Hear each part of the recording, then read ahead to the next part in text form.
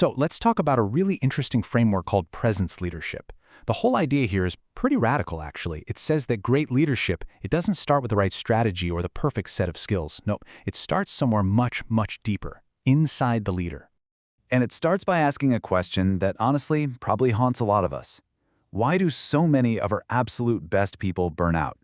I mean, even in companies with great intentions, right? You've got these brilliant, passionate people, a solid mission, and still the system just seems to wear them down. So what if the problem isn't with the people at all? What if it's the invisible operating system running in the background? Okay, so this really gets to the heart of the problem. We're often stuck in what's called a permission economy. Think about it.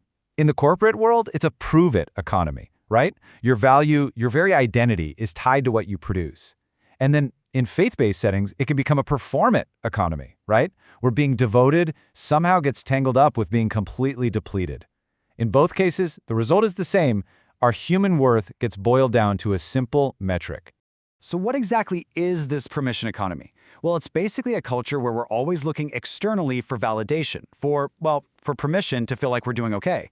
We end up outsourcing our own authority to things like the board's approval, quarterly results, or even just applause. And the downstream effects? They're huge. We're talking widespread burnout, people terrified of admitting mistakes, and this culture of just compliance instead of real, genuine ownership. But here's the good news. There is another way. The solution, though, it requires a total flip in our thinking. We have to move from this outside-in model that's obsessed with behavior and metrics to an inside-out model that begins with the leader's own consciousness. And this, right here, is the core equation. It's kind of the aha moment of this whole framework. It goes like this. Consciousness leads to presence. Presence creates the culture, and that healthy culture is what drives sustainable, amazing outcomes. You see, it's not just a nice idea. It's a direct causal chain. You're not just treating symptoms anymore. You're fixing the root cause. This really makes that whole idea concrete. A leader's internal world, what they believe about their own worth, about control, about risk, that's never, ever private. It gets exported into the company culture with every single tiny decision, every meeting, every single interaction. Your inner state literally becomes the team's outer reality. So this brings us to a totally new way of defining leadership. Presence leadership is all about leading from what's called regulated authority. And let's be clear, this isn't some soft skill. It's not about just being nice. It's a structural capacity. It's about having an inner stability that lets you stay clear-headed, grounded, and connected to your people, especially when the heat is on.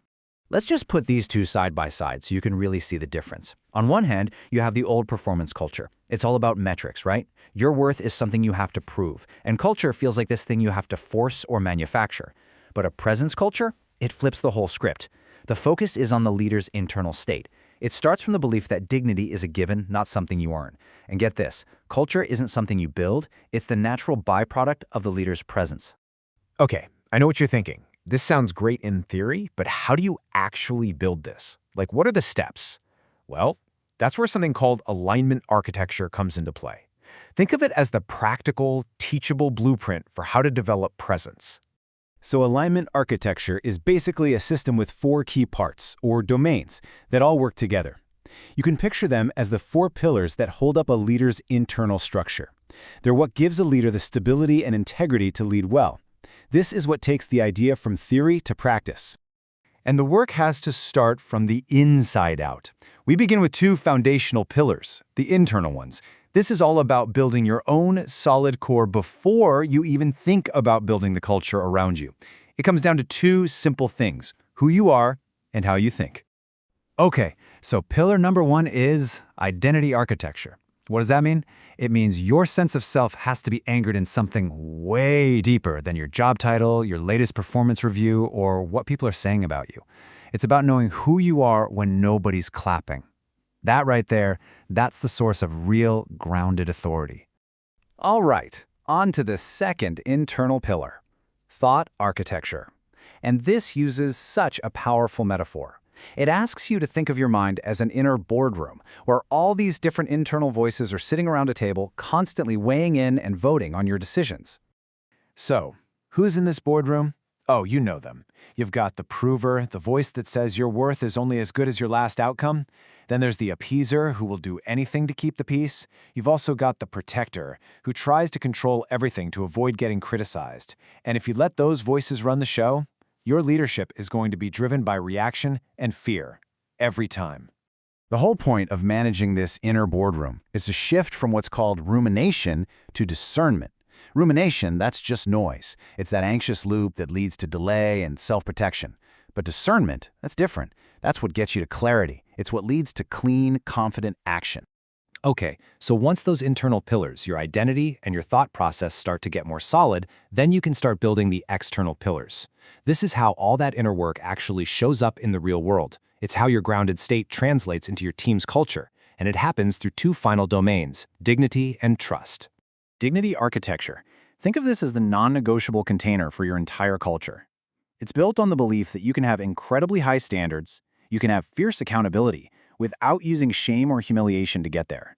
It means you can correct someone's behavior while always protecting their sense of belonging and their personhood. Bottom line, excellence and humanity are not enemies. And that brings us to the final pillar, trust architecture. And this is so important. Trust is not a vibe. It's not just a feeling you hope for.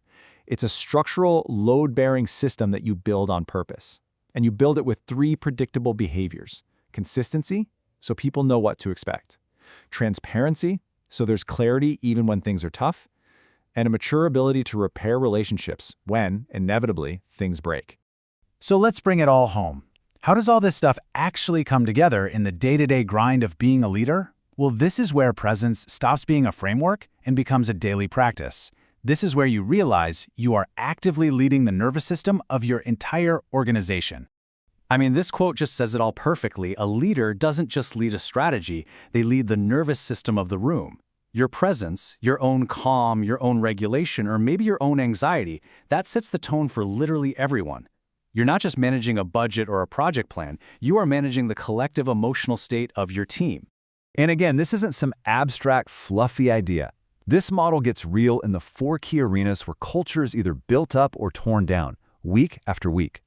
How you make decisions, how you run your meetings, how you give feedback, and maybe most importantly, how you handle conflict and repair relationships.